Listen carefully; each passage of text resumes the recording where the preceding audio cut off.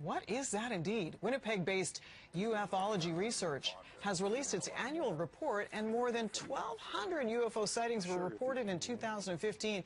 That's the second highest number of sightings on record. Quebec led the way with more than 35% of the reports. There were 97 sightings in Montreal, 78 in Toronto, 69 in Vancouver. For more on this, I'm joined by Daily Planet's Dan Riskin in studio. All right. What do you make of this survey? Oh, I am such a skeptic. Oh, yeah. No, you could be a skeptic for sure. That's appropriate. But they're releasing a ton of really interesting data. And so these are the kinds of things where you get to, they actually give the numbers. They have tables. You can put it into Excel spreadsheets. You can graph things. And so, people see UFOs. People see things in the sky that they feel they can't explain. They don't know what it is. It's an unidentified flying object.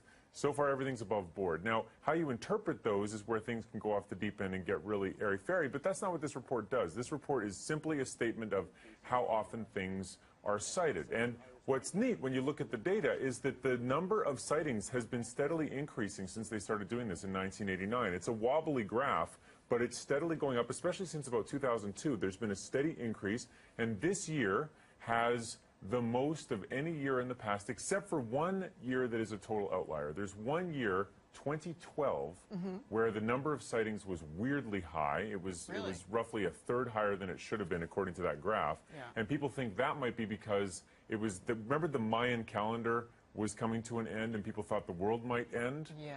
People might have been looking to the sky or somehow... So spotting more. Yeah, looking for something to come down and destroy the planet or drones.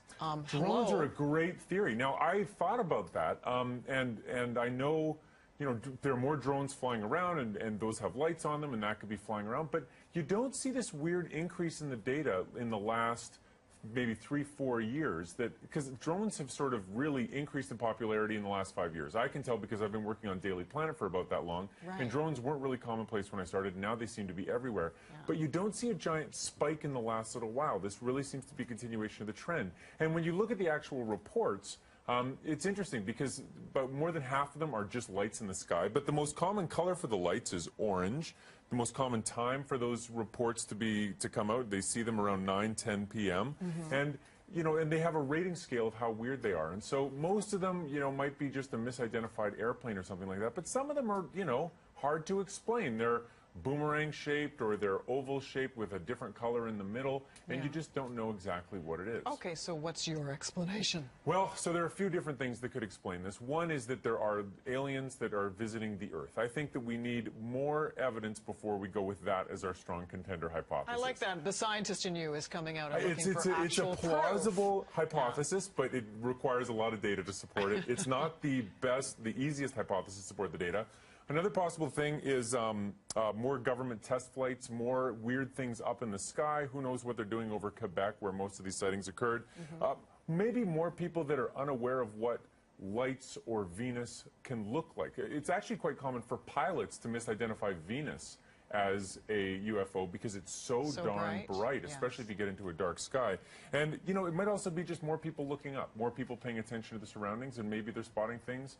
But it's interesting, and there's something to it, and so it's always worth having a look. It always is, and it's always a great conversation with you, too. Thank you, Dan. Thank you. Dan Riskin of Daily Planet.